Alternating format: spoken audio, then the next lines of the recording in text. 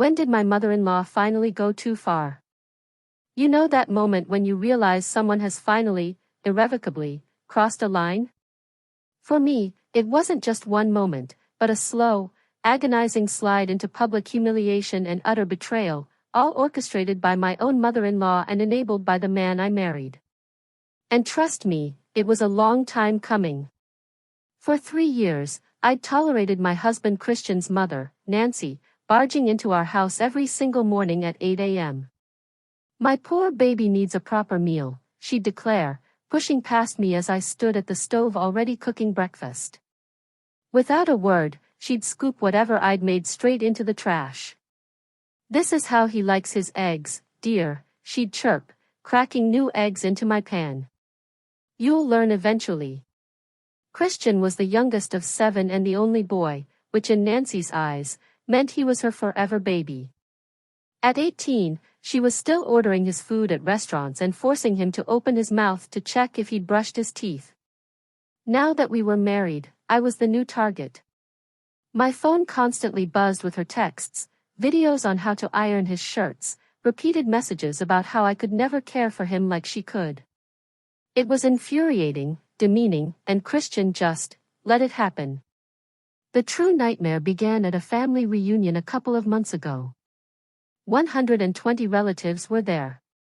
Nancy introduced me to every single one as Christian's wife who's still learning how to take care of him. She'd actually assembled a panel of aunts to teach me, right there in front of everyone. "Now, dear, let me show you how to iron a man's shirt properly." She held up Christian's shirt like I was in kindergarten show and tell. "See how she's creased the collar wrong? This is why I still do Christian's laundry." My blood ran cold. I don't do it wrong.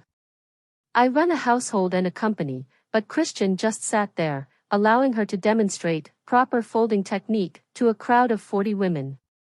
When I finally found my voice and mentioned I had a system that worked for me, Nancy just laughed. "Oh, sweetie, watching YouTube videos isn't the same as real experience. I've been taking care of men for 40 years. The condescension dripped from her words like poison. During lunch, she announced to our table that she'd been secretly meal prepping for us. I found out she's been feeding my son frozen dinners. Can you imagine? That's why I drop off fresh meals every day. The reality was, her fresh meals went straight to the trash because I cooked fresh every night. But Christian said nothing. Then, her sister asked about children, and before I could even open my mouth, Nancy jumped in. "Oh, she's not ready. She can barely take care of Christian. Yesterday, she didn't even know you have to separate his work shirts from his gym clothes. I had to come over and restore his entire closet. She didn't have to. She broke in while we were at work." When dessert arrived, Nancy launched into her favorite story. "You should see her trying to manage their finances. Christian called me crying because she tried to create a budget in Excel. Bless her heart, she had the numbers all backwards. Now I manage their accounts so they don't end up homeless." Christian was never crying. "I have an MBA. I manage multi-million-dollar budgets for my company." But Christian just nodded along. The peak of this public execution came during the speeches. Nancy stood up with a microphone, a wide, triumphant smile on her face. "I want to toast my beautiful son and his wife. Christian, you know I worry about you every day living with someone who tries her best. But don't worry, baby. Mama's always here. I've been teaching her how to use the washing machine." The entire room erupted in laughter. 120 people, laughing at me. "Just yesterday," she continued, "I found her trying to clean the bathroom with the wrong products. She was using glass cleaner on the tiles. This is why I have to check on them every morning. Someone has to make sure my baby is taken care of properly." Christian's cousin leaned over, oblivious. "You're so lucky Nancy helps you. Most of us had to figure it out alone."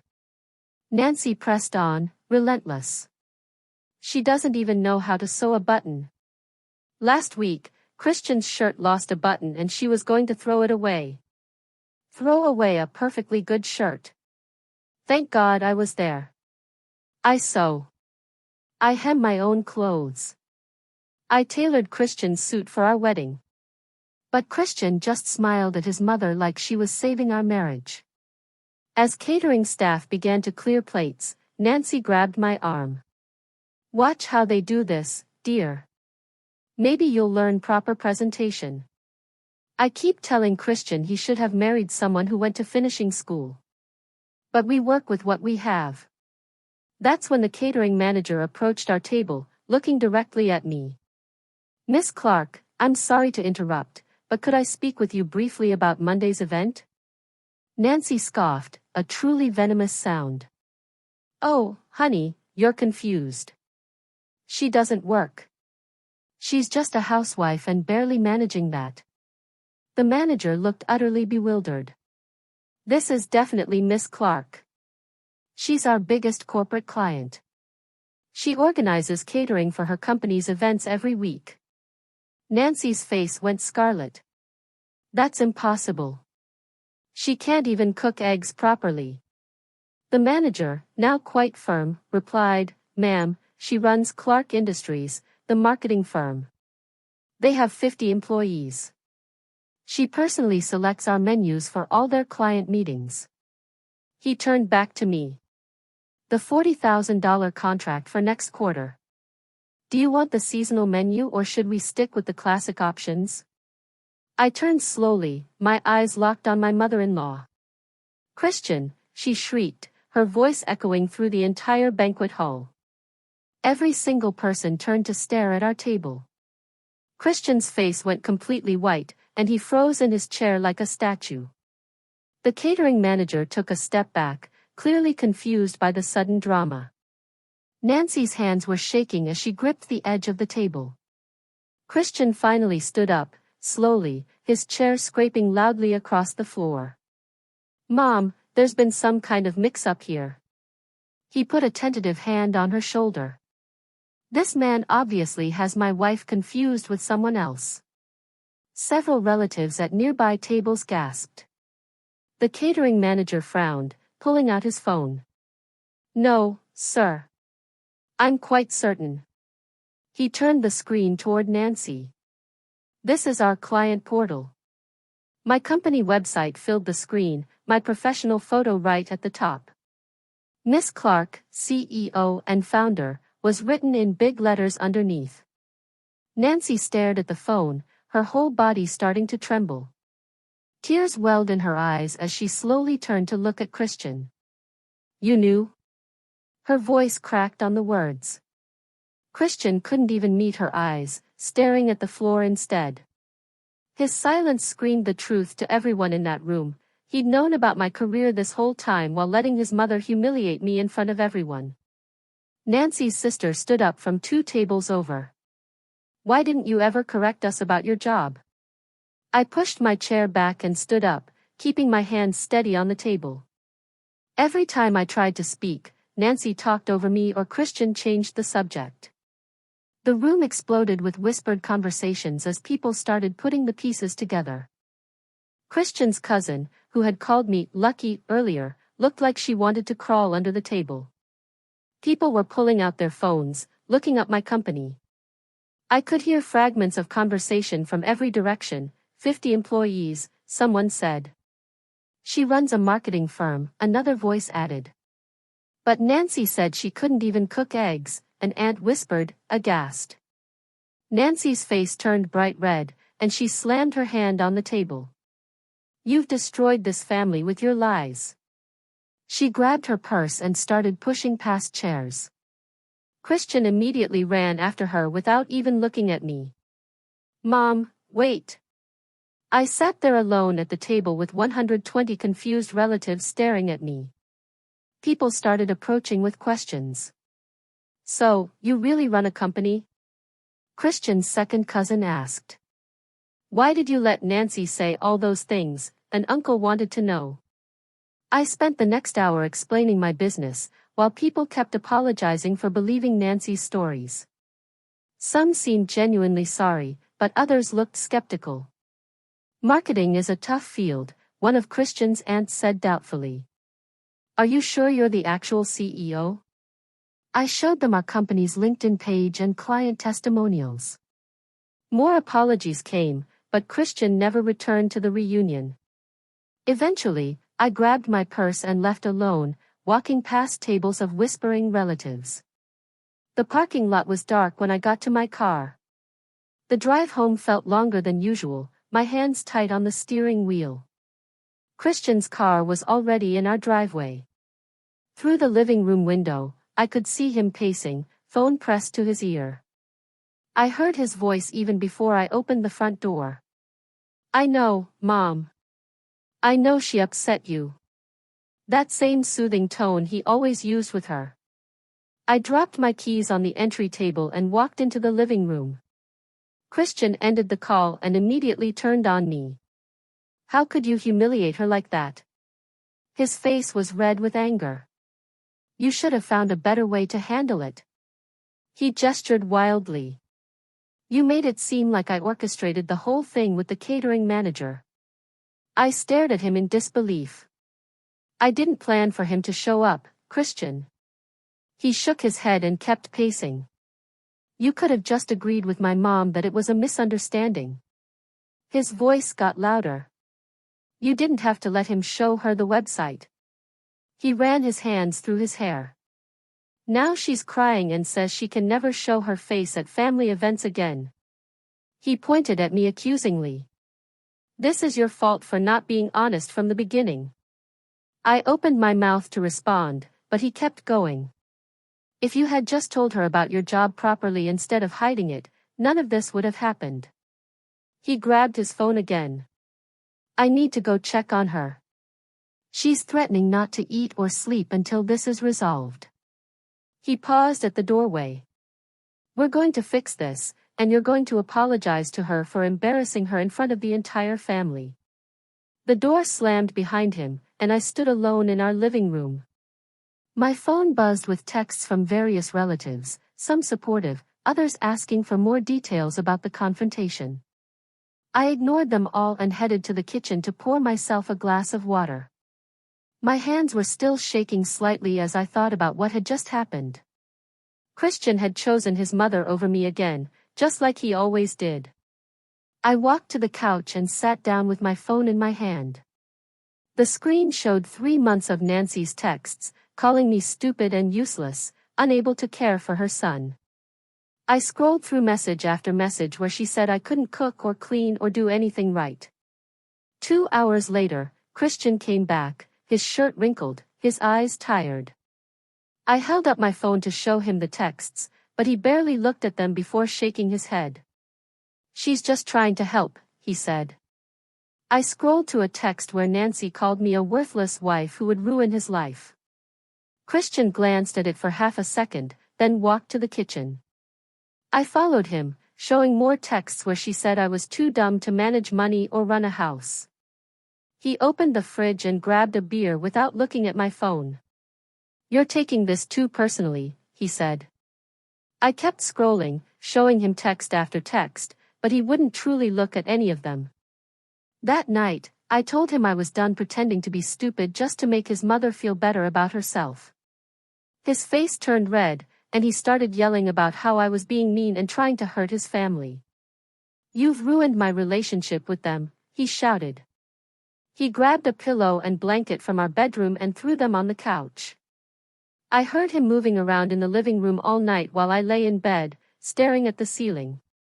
The next morning, at exactly 8 a.m., I heard Nancy's key in the front door while I was making scrambled eggs. She pushed past me and went straight to the stove, grabbing the pan handle. At least someone needs to take care of my baby properly, she said. The eggs I'd been cooking went straight into the trash. She started cracking new eggs into the same pan like I wasn't even there. I reached over and took the pan from her hands, making the eggs spill onto the stovetop. You need to leave, I said. Her eyes filled with tears, and she started sobbing about how I'd turned her son against her. Christian came running downstairs in his pajamas when he heard her crying. He went straight to his mother and wrapped his arms around her while she sobbed into his chest. "It's okay, Mom. It's okay," he kept saying. They stood there hugging in my kitchen while egg yolk dripped down the front of the stove. I picked up my phone and called the first locksmith I found online. The woman who answered said they could come that afternoon at 3 p.m. Nancy heard me giving our address and started screaming. "You can't lock me out of my son's house," she yelled. Christian let go of his mother and turned to me, his mouth agape. "Cancel that right now," he said. I kept talking to the locksmith, confirming the appointment. "You're being completely unreasonable," Christian insisted. "She has every right to visit her son." I told him that using a key to break in at 8 o'clock in the morning wasn't visiting. "It's trespassing," I said. Nancy started crying harder, and Christian went back to hugging her. At 3 p.m., the locksmith's van pulled into our driveway. Christian stood on the front lawn, phone pressed to his ear, while the locksmith changed all 3 locks on our house. I could hear him talking to his sisters through the open window. "She's lost her mind," he said. "She's trying to isolate me from my family." The locksmith worked on each door while Christian paced back and forth on the grass. "I don't know what to do," he told someone on the phone. "She's gone crazy." The locksmith handed me the new keys, and I paid him while Christian kept making calls. Less than an hour later, a blue sedan pulled up, and Mildred got out. She marched up to the front door where I was standing with the new keys in my hand. "You need to respect your elders," she said, hands on her hips like she was scolding a child. "You're causing drama in this family and it needs to stop. Nancy has done nothing but help you and this is how you repay her." Her husband, Luther, got out of the car and walked up behind her. While Mildred kept talking about respect and family values, Luther caught my eye and nodded toward the side of the house. I followed him around the corner, out of sight. "I get why you snapped," he said quietly. He looked back toward Mildred. "Nancy's been controlling these kids their whole lives. Nobody ever stands up to her because they're all scared of her." He shook his head, looking tired. "Christian's got it the worst since he's the baby and the only boy." We walked back around to the front where Nancy had shown up and was sitting on the porch steps. She had a hand on her chest, breathing heavily. "My heart," she gasped. "The stress is making my heart act up." Christian ran over to her and knelt down. "We need to get you to the hospital," he said. Luther walked over and put his fingers on Nancy's wrist to check her pulse. He looked at her eyes, felt her forehead. "Your pulse is normal," he said. "You're not having heart problems." Nancy glared at him, but he just shrugged. "I'm a nurse," he said. "I know what a heart problem looks like and this isn't it." Nancy pushed herself up from the steps and walked to her car without saying another word to any of us. Christian followed her to the driveway, and they talked for 10 minutes while I stood on the porch with Mildred and Luther. Mildred kept shaking her head and muttering about respect, while Luther just watched his brother-in-law comfort Nancy through her car window. After Nancy drove away, Christian came back to the house and walked past all of us without speaking. I heard him slam the bedroom door upstairs while Mildred told me I needed to fix this mess before it destroyed the family. Luther pulled her toward their car, and they left without saying goodbye. That evening, I sat at my laptop searching for family therapists while Christian stayed locked in the bedroom. I found dozens of options, but one stood out, Adelaide Grimes. Her specialty was enmeshment issues. 20 years of experience, and her website talked about adult children who couldn't separate from their parents. I filled out the online form to request an appointment and put both our names down, even though Christian hadn't agreed to anything yet. The confirmation email came back within an hour, saying she had an opening in 3 days.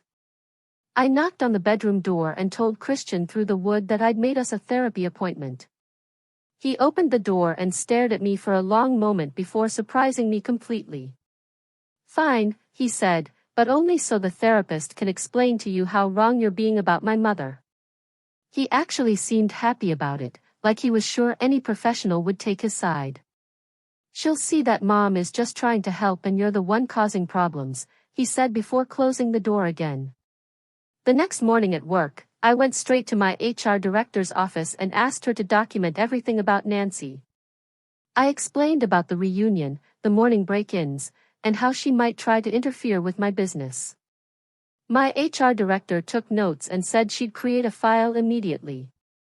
Then I called security and gave them Nancy's description and license plate number. Under no circumstances is she allowed in this building, I told them. The security guards said they'd add her to the restricted list and alert all shifts. That afternoon, my phone buzzed with notifications from a group text Nancy had sent to 40 female relatives. She'd attached a photo from 2 months ago, showing towels in our linen closet that weren't folded exactly the way she preferred. This is why I worry about my son's well-being, she'd written under the photo. The responses started coming immediately, with laughing emojis and comments about how Nancy was such a good mother for caring so much. But then my phone started getting private messages from 3 different cousins and one of Christian's aunts. They all said basically the same thing: Nancy had always been too involved, but nobody wanted to say anything because she got so upset. One cousin wrote that she'd been waiting years for someone to stand up to Nancy. 3 days later, Christian and I sat in Adelaide Grimes' waiting room in complete silence. He kept checking his phone and sighing loudly every few minutes. When Adelaide called us in, Christian walked ahead of me and sat down with his arms crossed. Adelaide asked us to explain why we were there, and Christian immediately launched into a speech about how I was trying to destroy his relationship with his mother. Adelaide listened without interrupting for 5 whole minutes while Christian talked about all the ways Nancy helped us. Then she asked me for my perspective, and I told her about the morning invasions, the public humiliation, and the constant criticism. Christian kept trying to interrupt, but Adelaide held up her hand to stop him. Christian, she said calmly, what I'm hearing sounds like emotional incest. His face turned beet red, and he stood up so fast his chair tipped backward. That's disgusting, he yelled. How dare you say something like that about my mother? He stormed out of the office and slammed the door so hard a picture fell off the wall. Adelaide picked up the picture and rehung it while I sat there, not knowing what to do. Would you like to continue? She asked. I nodded and spent the next 40 minutes telling her everything while she took notes. She explained that enmeshment happens when parents can't let their children become independent adults. Christian's reaction is typical, she said. This kind of change takes serious work, and he has to want it. She gave me some articles to read and said I could come back alone if Christian wouldn't return. The next day, I was in a meeting with 3 clients when my assistant knocked and said security needed me urgently. I excused myself and followed her to the lobby where 2 security guards were struggling with Nancy. She was yelling at the top of her lungs that I was abusing her son and someone needed to stop me. My employees were gathering in the hallway to watch as Nancy tried to push past security toward the elevators. She's keeping my baby from me, Nancy screamed. She's brainwashing him. The security guards managed to get her outside, but she kept yelling through the glass doors. Several of my employees had their phones out, recording the whole thing.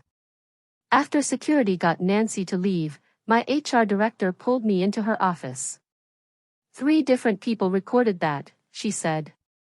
I think you need to consider getting a restraining order. She showed me the videos on her phone, and I could see how unhinged Nancy looked.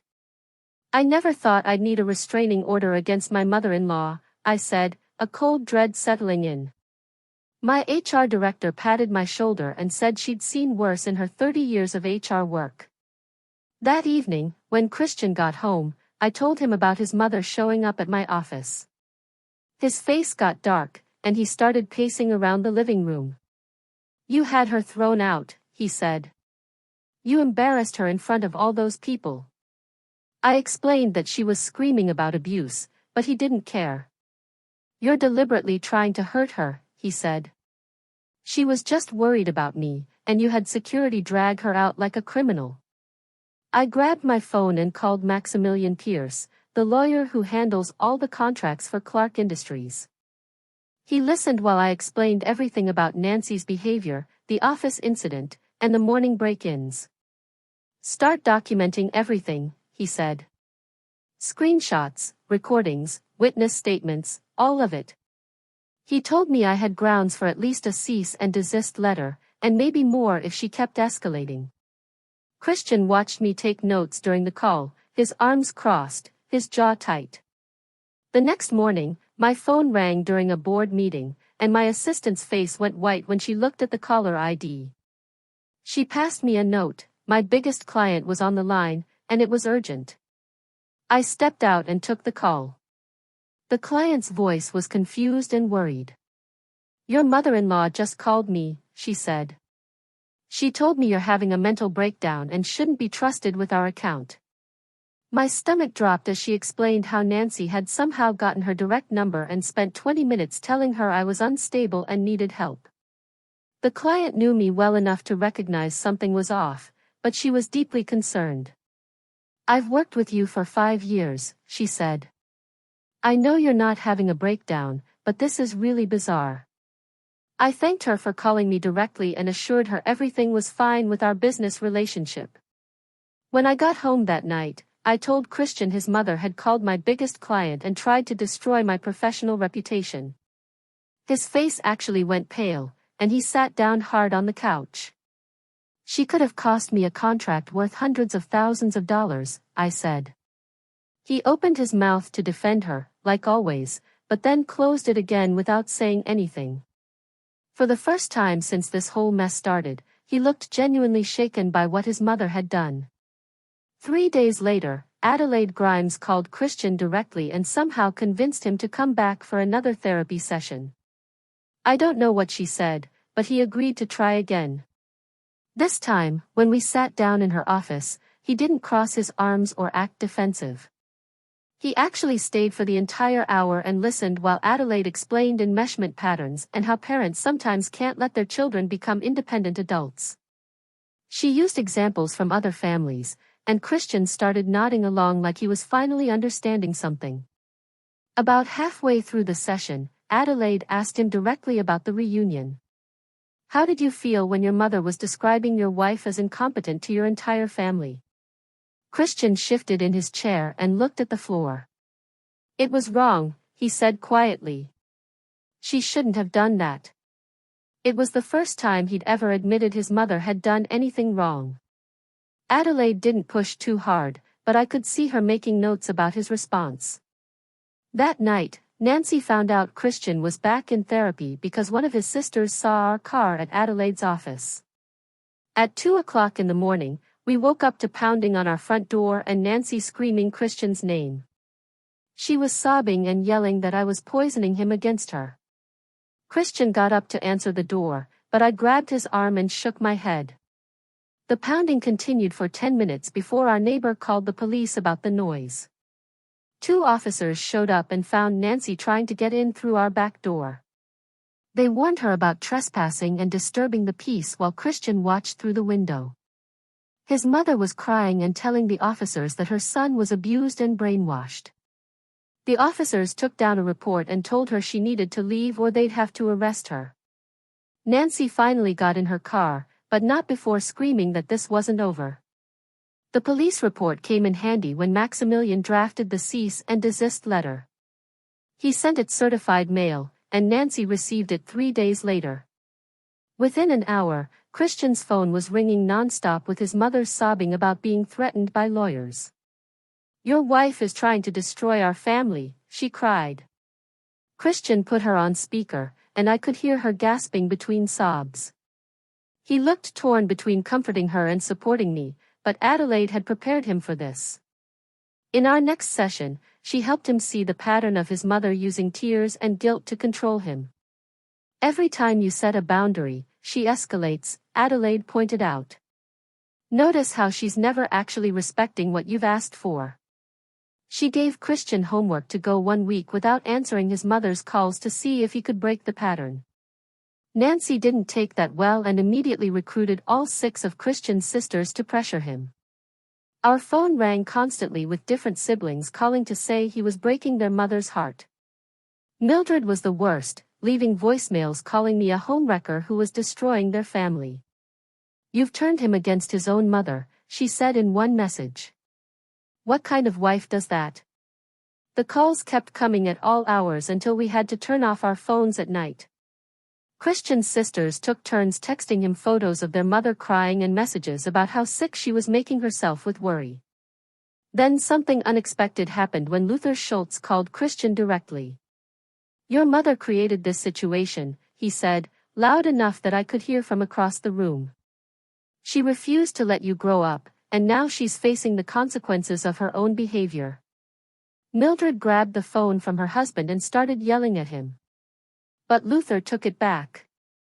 "I'm tired of watching this circus," he said. "Nancy needs to accept that her son is a grown man with his own family now." The next morning at 3 a.m., I woke up to scratching sounds at our front door and grabbed my phone to check the Ring doorbell camera we'd installed last week. Nancy was jamming her old key into the lock over and over while muttering to herself about saving her baby from me. The key didn't work because we'd changed the locks, but she kept trying for 5 whole minutes before walking around to every window on the ground floor. She pushed at each one and even tried using a garden tool to pry open the bathroom window while I recorded everything on my phone. Christian sat up in bed and watched the footage, his mouth hanging open, as his mother climbed onto our porch furniture to reach a second-floor window. The security company arrived within 20 minutes after I called them about an active break-in and found Nancy still trying to get inside through the garage side door. They installed motion cameras on every corner of the house that same night while Nancy sat in her car across the street, watching and crying. Christian couldn't say anything to defend her after seeing the footage of his mother trying to break into our home like a burglar at 3 o'clock in the morning. He spent the rest of the night staring at his phone and typing out messages to her that he kept deleting until finally sending a short text at 6 a.m. Nancy's response came instantly as paragraph after paragraph filled his screen about how I'd poisoned him against her and stolen her baby boy. Christian showed me the messages where she called me every name imaginable and said I was abusing him by keeping him from his real family. 20 paragraphs of pure rage arrived over the next hour with accusations that I was controlling him and had probably drugged him to make him act this way. At work that morning, my assistant knocked on my office door and said she'd been screening calls from a woman claiming to be my mother-in-law who kept demanding to speak to me. My whole team had witnessed Nancy's meltdown when security removed her from our building. And now they were protective of me in ways I hadn't expected. 3 employees offered to write statements about what they'd seen if I needed them for legal reasons. And my HR director kept detailed records of every call. The receptionist started a log of Nancy's attempts to get past the front desk using different fake names and reasons for visiting. My assistant even changed our meeting schedule, so Nancy couldn't predict when I'd be arriving or leaving the building. 2 weeks passed with daily harassment until Nancy tried her most dramatic move yet by collapsing on our front lawn one evening. As we pulled into the driveway, she was lying on the grass, clutching her chest and moaning about chest pains when we got out of the car. Christian pulled out his phone and called 911 for an ambulance, but didn't run to help her, which surprised both me and Nancy, who kept peeking to see if he was coming. The paramedics arrived quickly and checked her vitals while she insisted Christian needed to ride with her to the hospital because she might be dying. One of the paramedics pulled us aside after examining her and quietly mentioned this was the 3rd time this month they'd been called for Nancy having these exact same symptoms. They found nothing wrong with her heart rate or blood pressure, but suggested she might benefit from talking to someone about anxiety or other issues. Nancy heard this and started screaming at them about being incompetent and not knowing a real emergency when they saw one. Adelaide brought up the idea of a joint therapy session at our next appointment, but said Nancy would need to agree to ground rules first. I called Nancy that afternoon to suggest it, and she laughed before saying she wasn't going to be ganged up on by her son's manipulative wife and a quack therapist. She went on a 10-minute rant about how therapy was for weak people, and she'd raised 7 children without needing some stranger to tell her how to live.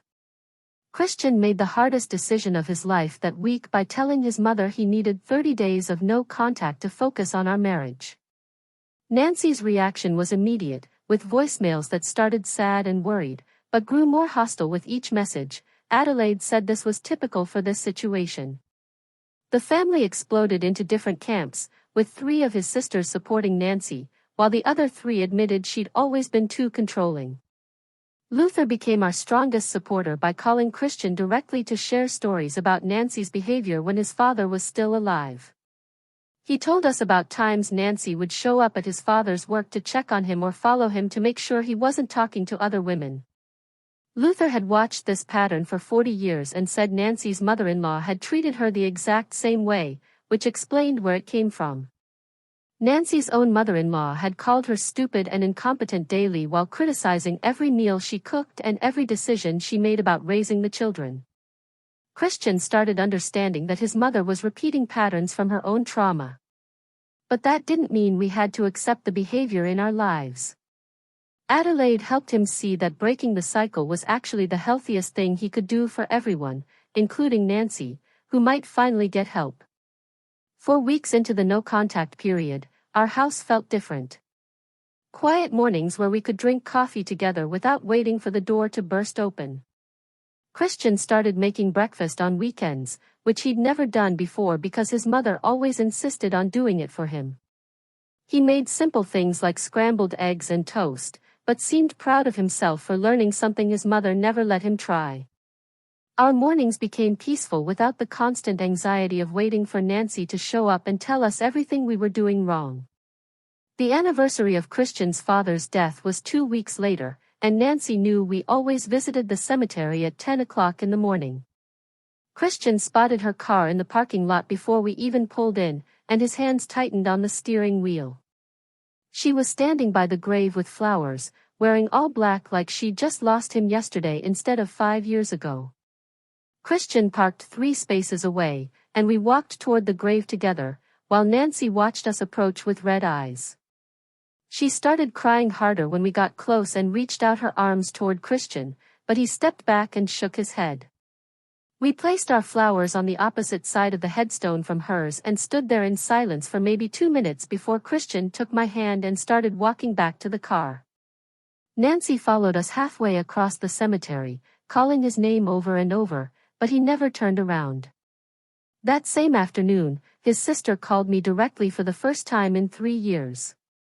She said she'd been thinking about the reunion and realized how awful Nancy had been to me. 2 more sisters called that week with similar apologies and asked if we could start fresh. Mildred was the only holdout who kept insisting I was destroying the family, but the other 3 seemed genuine about wanting to repair things. Christian started opening up more in therapy about how he'd failed me as a husband. Adelaide had him write out specific instances where he should have defended me, and he filled 3 pages in one session. He apologized that night for letting his mother humiliate me at the reunion and for every time he'd chosen her comfort over mine. The change in him was real because he started noticing things Nancy did that he'd ignored before. Luther called us the following week to tell us he'd given Nancy an ultimatum about getting therapy or he'd move out. She'd thrown things and screamed, but he'd stood firm and even packed a bag to show he was serious. Nancy finally agreed to see someone and asked Adelaide for a referral, which felt like she was actually trying. Adelaide gave her 3 names, and Nancy picked the one who specialized in family dynamics and boundary issues. 3 months after that horrible reunion, we decided to test the waters by hosting dinner with the 3 sisters who'd apologized. Christian cooked the entire meal himself without calling his mother for advice even once. His sisters were shocked when they arrived and saw him wearing an apron and pulling a roast from the oven. They kept looking at each other like they couldn't believe their baby brother knew how to use a kitchen. The dinner went well, and nobody mentioned Nancy until dessert, when one sister admitted she'd enabled the behavior for years. She said watching Nancy at the reunion made her realize how cruel they'd all been to let it continue. The others agreed, and we actually had a nice evening talking about normal things like work and vacation plans. 2 weeks later was Christian's cousin's wedding, and we knew Nancy would be there since she was the groom's aunt. Christian practiced with Adelaide what he'd say if his mother approached us, and we arrived prepared for anything. Nancy was already there when we walked in and immediately started toward us, but Christian held up his hand to stop her. She tried to comment on my dress being too short for a church wedding, and Christian said firmly that my dress was perfect and she needed to stop. The entire reception hall went quiet as everyone watched Christian choose me over his mother in public for the first time. Nancy's face turned red, but she walked away without another word and avoided us the rest of the night. Several relatives came up afterward to say they were proud of Christian for finally standing up to her. A month later, we received a letter from Nancy that Adelaide helped us process in therapy. The letter wasn't perfect and had some defensive parts, but she did acknowledge that she'd been wrong to interfere in our marriage. She wrote that therapy was helping her understand why she felt the need to control everything and that she was working on it. Adelaide suggested we could try supervised visits at neutral locations if we wanted to test whether Nancy could respect boundaries. We decided to meet her for coffee at a place downtown with a 1-hour time limit and clear rules about what topics were off limits. Nancy showed up 10 minutes early and actually followed the rules for the entire hour without a single insult or criticism. She asked about my company and listened when I talked about our new contracts without interrupting or dismissing anything. 6 months after that horrible reunion, our marriage felt stronger than it had ever been. Christian woke up early to make us breakfast every Sunday and hadn't called his mother for advice in months. Nancy managed her monthly 1-hour visits without insulting me and even complimented a presentation I gave at a business conference she attended. Christian had learned to be a husband first and son second, which made all the difference in how we functioned as a couple. My company landed 3 major new clients and was thriving better than ever. Nancy even told Luther that I was adequate at running a business, which, coming from her, was basically the highest praise possible. This whole journey has been a wild ride of breaking cycles and finding my voice. I never thought I'd have to fight so hard for my marriage, but I'm glad I did. What about you? Have you ever had to set a hard boundary with a family member, especially when your partner was reluctant? Tell me what you think in the comments below. I really want to know.